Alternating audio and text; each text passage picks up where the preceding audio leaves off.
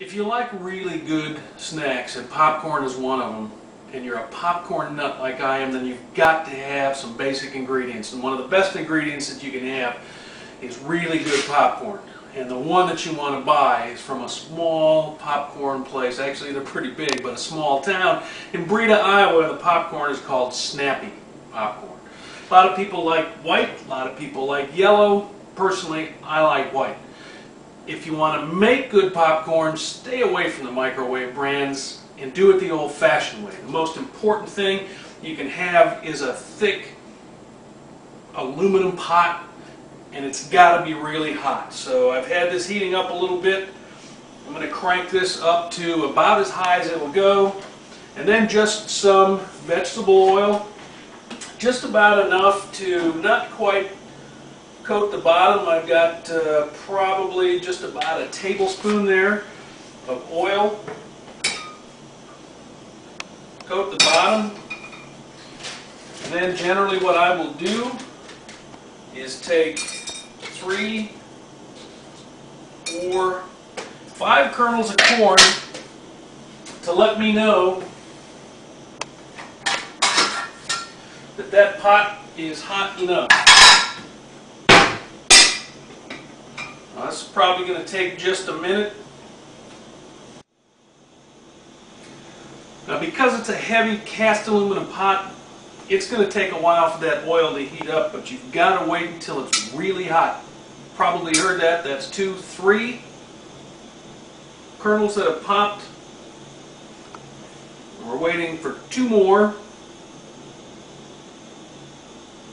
Sometimes all 5 of them won't go.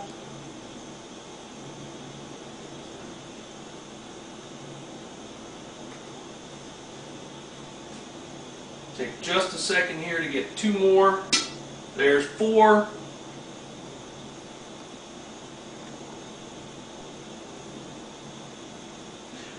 Once they all pop, you know that the oil is hot enough you can put the rest of the corn in. For this particular pot, and there's 5, you'll have to kind of experiment to find out exactly how much to use, but for this pot and this batch, it's generally going to be just about a ½ a cup. Now I know my oil is really hot. So that corn goes in. And the old-fashioned poppers, there always used to be a handle that you would crank.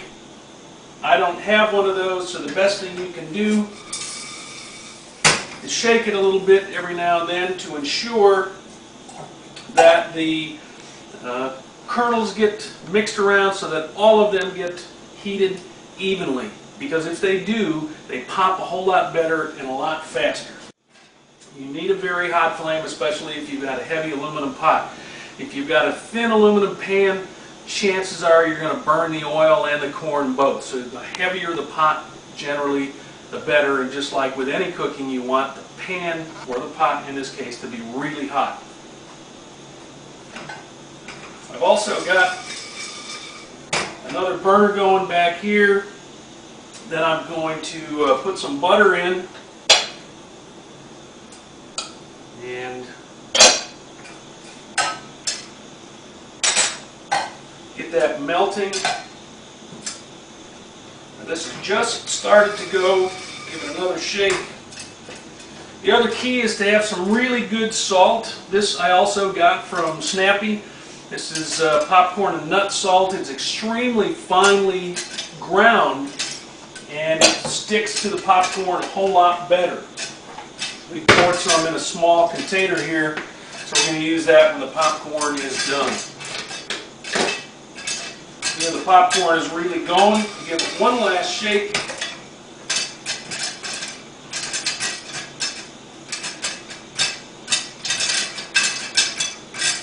Meanwhile, I've got a bowl that I've had heating up just to have it nice and warm when I serve it. Now, as you can hear, the corn is really going well. This is the point where you're going to find out if you put too much corn in the pot or not.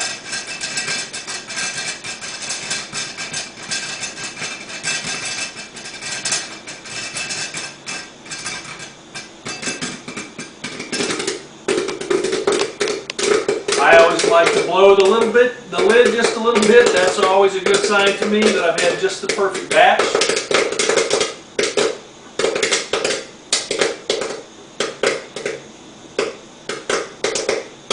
The nice thing about Snappy popcorn is 99% of the time, 99+% of the kernels pop. Alright, sounds like just about all of them are popped. There's a pretty good look at a great batch of popcorn. Alright, what we're going to do now,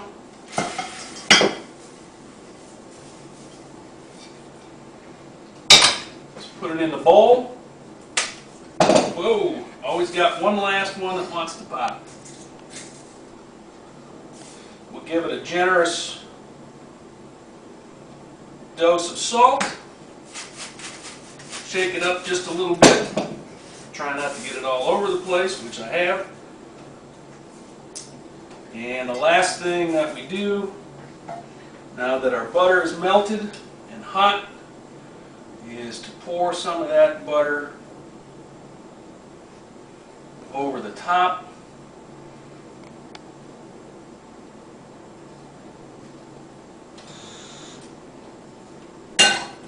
And I'll tell you what,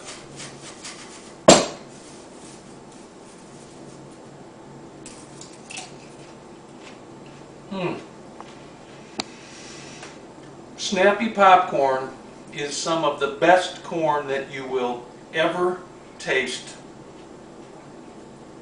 Almost huskless. Every corn pops, or kernel pops, every time. Thanks for watching.